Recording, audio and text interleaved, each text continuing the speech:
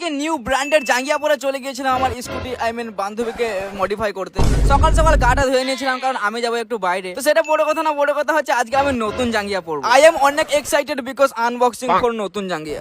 Wow, আরে দেখলে হবে না, 98 টাকা দাম আছে, দেখতে পাচ্ছ কোয়ালিটি।